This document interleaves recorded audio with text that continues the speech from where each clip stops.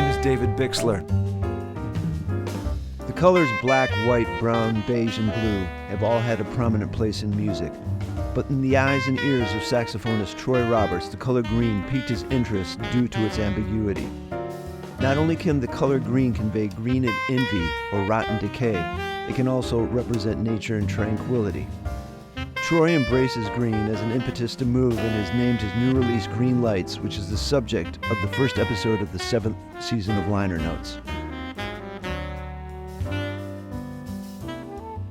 Troy Roberts, welcome to Liner Notes. We are here to speak about your new release, Green Lights, released on your own label. Great record with a quartet that includes some of the heaviest cats on the scene right now. Paul Bolenbeck on guitar, Jimmy McBride on drums, and the incomparable John Patitucci. Nice record.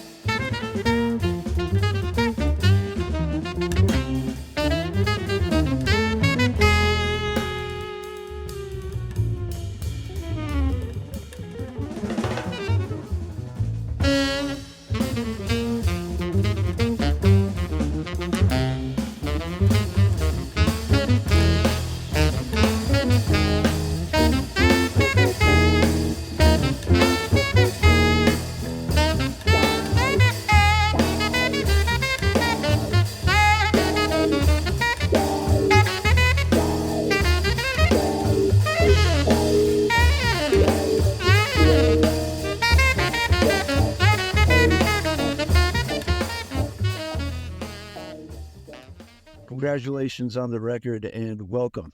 Thank you very much. I'm glad to be here.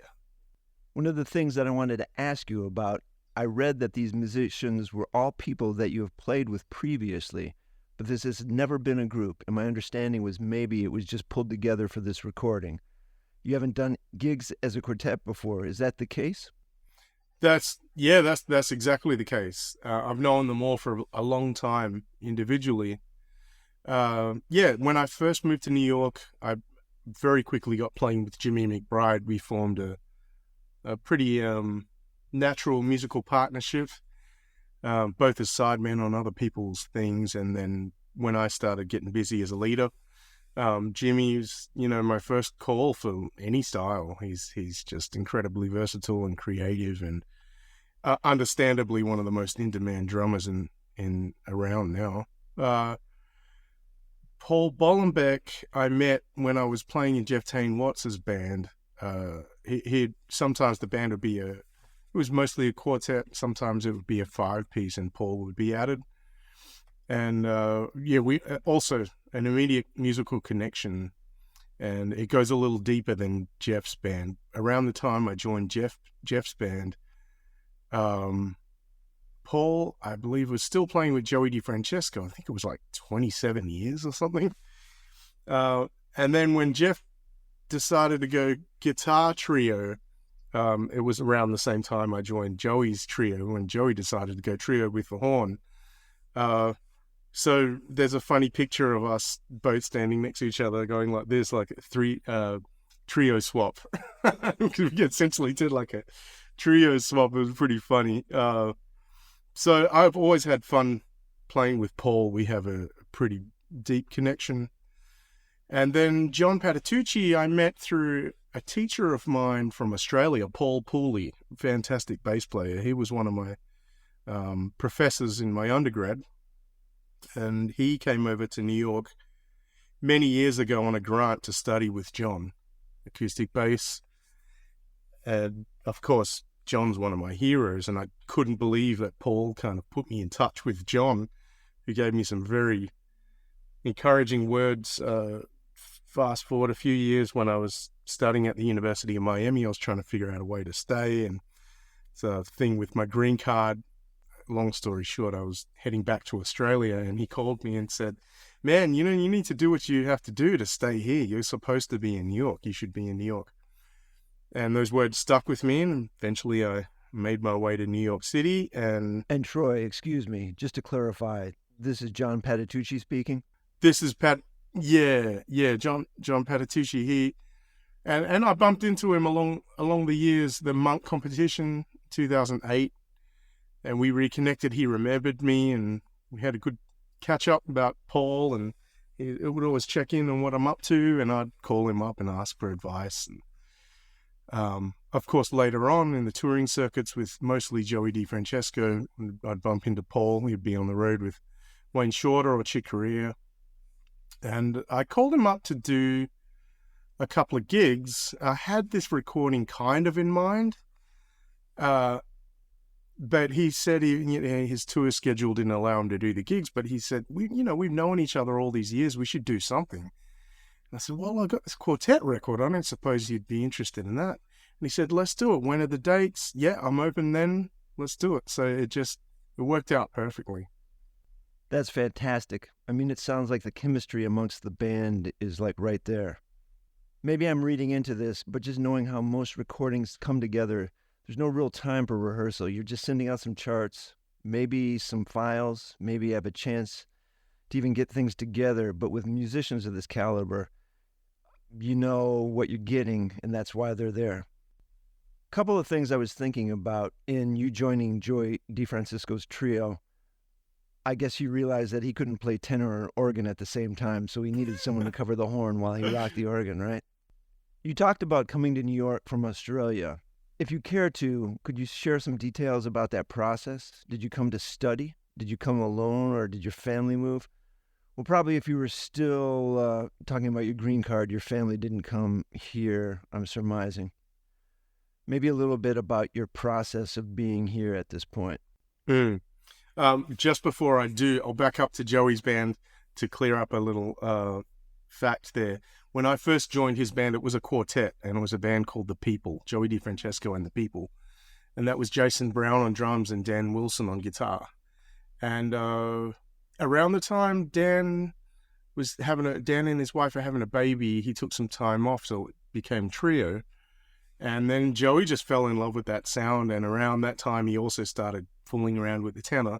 He knew I played the bass too, and so it just became that. It wasn't like a planned thing. And then we just stuck trio for a while.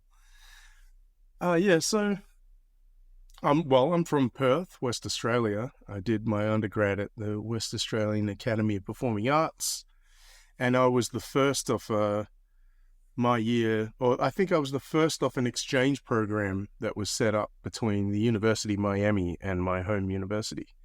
I was the first to do an exchange, and I was young. I started my undergrad at 15. Wow, 15, holy smokes. They used to have an exceptional entrance program.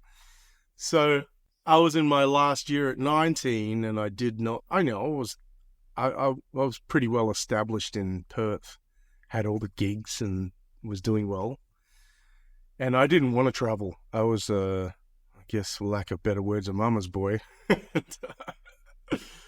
They forced me to go do this exchange program, and it was the best thing that ever happened.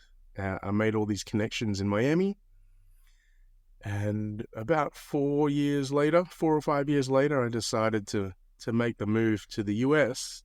Always New York on my mind, but the thing that made most sense was to go to Miami because I'd made these connections. They offered me a teaching assistantship to do a master's there, so it was 2 years and some bread rather than a 6-month tourist visa running out of money. So I left my family to go there, and I never lost the bug to stay in this country. It just seems to have gotten stronger and stronger, especially by the time I moved to New York.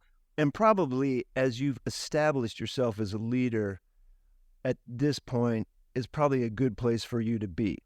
Greenlights is your 16th recording as a leader, which is pretty prolific, man. This record, it's all originals. Can you talk about your compositional process? Is this all new music? Did the personnel you knew that you would be using affect what you were going to write and what you brought to the session? Did that affect what you're writing? What does that look like for you, Troy Roberts, composer? Yeah, album to album, it's different. It varies. But this album specifically, there are a few tunes that were older that I kind of reimagined for this quartet. But most of the music is new and composed with these guys specifically in mind. I've had previous albums where the goal was to make the music easy enough to have everyone bring their own thing to it. And then if I get touring, I don't necessarily need to have those cats. The music will be easy enough to kind of travel with. And then there's other albums like my New Jive projects, which are very specifically those guys in mind. And it's very involved music. I wouldn't want to put that music on to anyone new if they couldn't make the shows. Do you know what I mean? Yeah, and so that band doesn't happen without the original personnel. Maybe you have one sub for each person. I don't know, or maybe it doesn't happen if the original guys can't make it. The New Jive band, yeah. I have a very small pool of subs that are, guns that have the music memorized before I do. And I never have to worry about them on the road. They just nail the music like they wrote it. I'm really blessed in that sense. But yeah, back to the music for Green Lights. It was very much Paul and John and Jimmy in mind for this project. Let's go on to the title, Green Lights.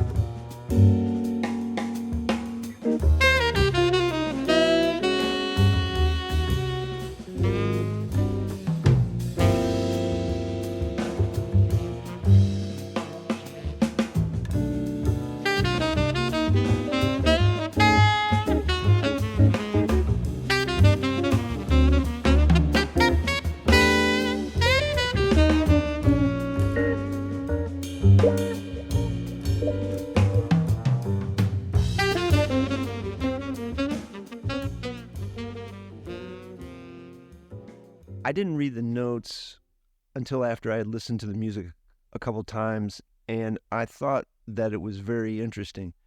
You talk about getting inspiration from the documentary, Wayne Shorter's documentary, but also you talk about both the positive and negative connotations with the color green, and I'd like to dive into that a little further. I think it's pretty cool. Yeah, I think it's such an ambiguous color to me. And I think blue gets talked about a lot, but red and white, black, blue, they kind of all have a connotation. I guess to an extent they could also mean one thing to someone and the opposite to someone else. But green really, to me, blurs the lines because it can mean greed and envy and rot and decay, and then it can also mean nature and tranquility and the green light to go, to someone else. And yeah, the reference to the Wayne Shorter documentary, I was thinking about green anyway. And then when I watched Zero Gravity, Wayne was talking about how his mother told him that color is a false premise for validating behavior, right or wrong, it's a false premise. And then he goes on to say that green is the only color that triggers behavior. In his strange sci-fi way, Wayne just saying that was just like, oh, wow, I've been thinking about green a lot anyway. I hadn't thought about green in that way, but when I read it, of course, it made sense. Polar opposites, what we ascribe to this color, envy and greed, and nature and tranquility. So thank you for that insight. This record is released on Toy Robot Music, your own label, clever play on your name.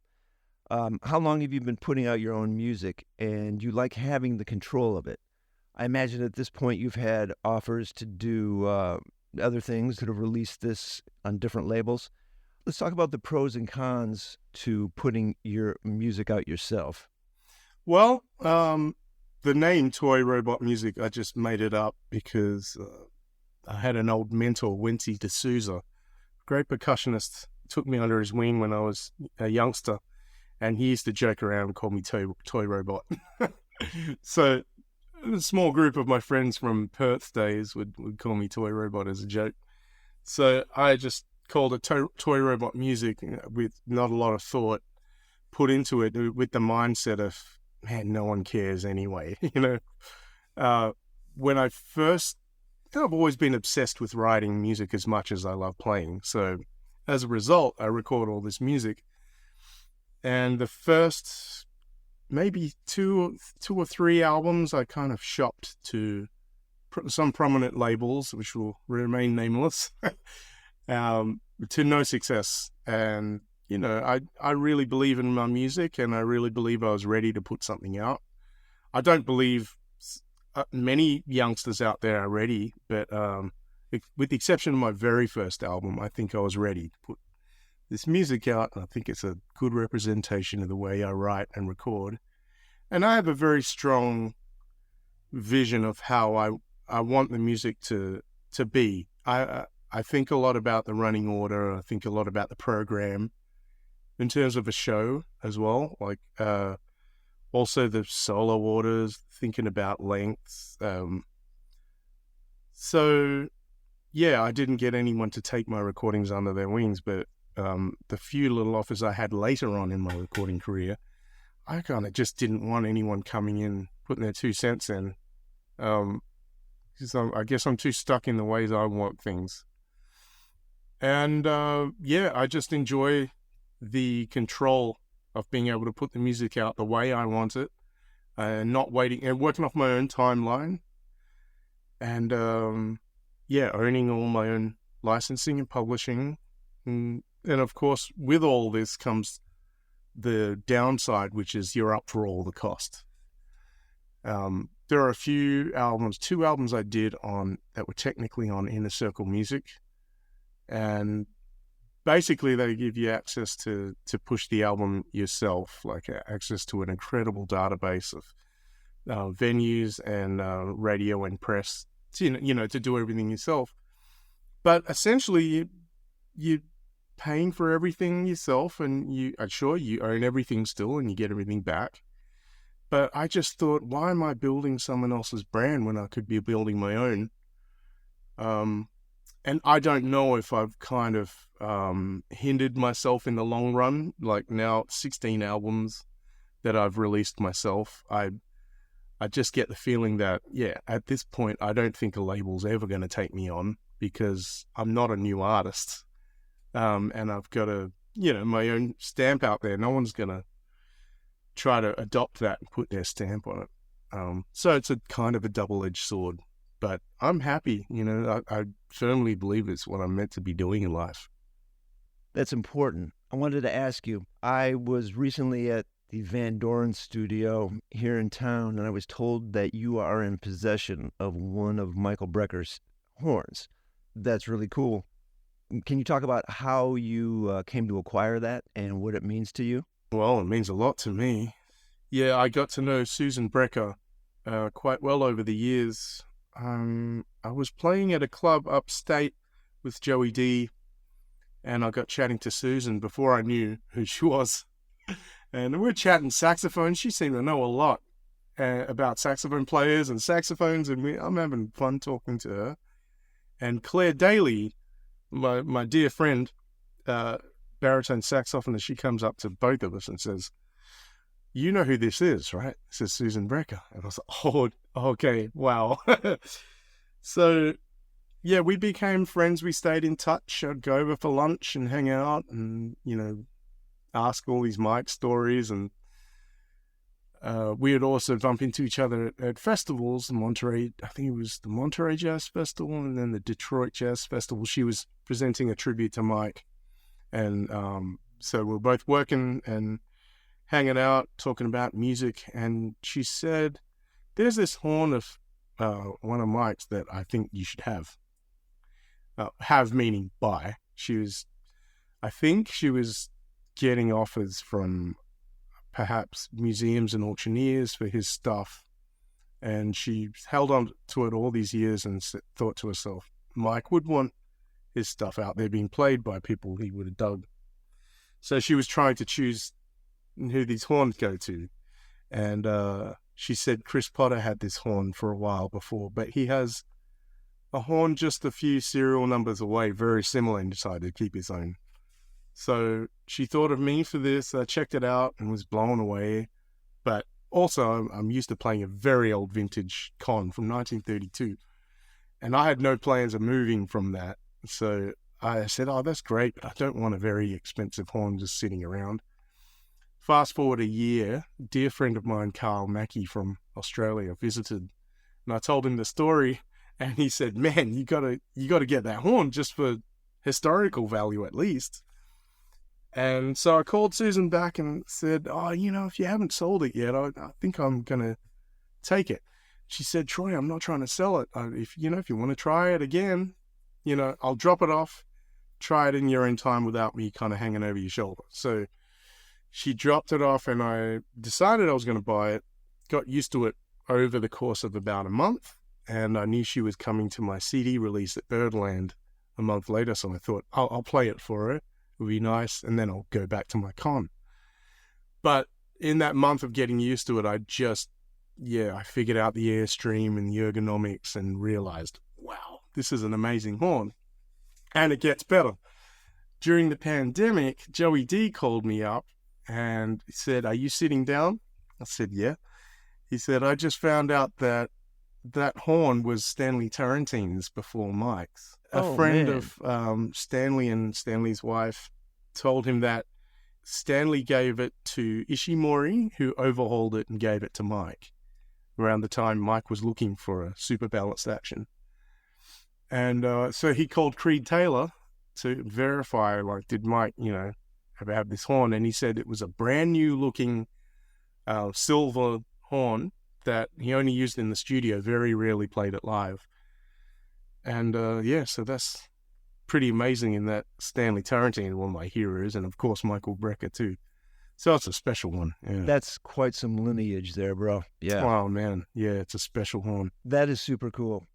So Liner Notes gets a fair amount of aspiring saxophone students checking this out. So I want to ask you, what does practicing look like for Troy Roberts? What are you working on? How does playing the horn, the maintenance, the fundamentals play into your day-to-day life when you're not on the road? Oh, yeah, I look forward to those days when I've got some time to breathe and work on the stuff I want to work on, because the busier you get, I don't know how else to tell youngsters that the older you get and the busier you get, well, the better you get, the busier you get, the less time you have to work on your own stuff. You'll find yourself always preparing music for the next gig, learning other people's hard music for a gig or a recording. So the older I get, the more I value those moments I have to just shed the things I want to, which is, maintenance. I value that the older I get too. Kind of isolating my weaknesses, being my own best critic, and working on those things. And also, the older I get, I'm trying to focus more on originality. I think up until very recently, I was very focused on the language, which is so important. It's such a deep language and so many facets of this genre of jazz that you have to kind of have under your belt. But the older I get, I think more and more about, what's my stamp? What's my thing going to be? So, I'm just trying to work it out, find my way of navigating through this already very well-established art form. I know it probably sounds a little vague, but this will sound boring, but I'm still just working on long tones and overtones and things I knew very well, and trying to put a new twist on it. Like a major scale pattern or something of the modes, but changing the rhythm, making them all triplets or putting a polyrhythm on it. And those kind of little personal challenges make me feel like I never played that scale before. So that's the bulk of what I work on. All right. So with this record and this band, do you have a record release gig or gigs? Do you have anything in town coming up, or are you out on the road with this? Where can people check this band out?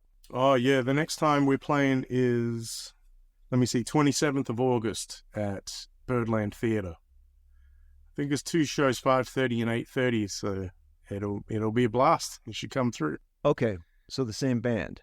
John can't make it. It's Massimo Bielcatti on the bass. And Jimmy McBride on drums and Paul Borlenbeck on guitar. Actually, we have another show before, I just remembered, at the Zinc Bar on June 7th. That's coming up quicker than I thought. Thank you for reminding me. Don't miss the gig, man. Yeah.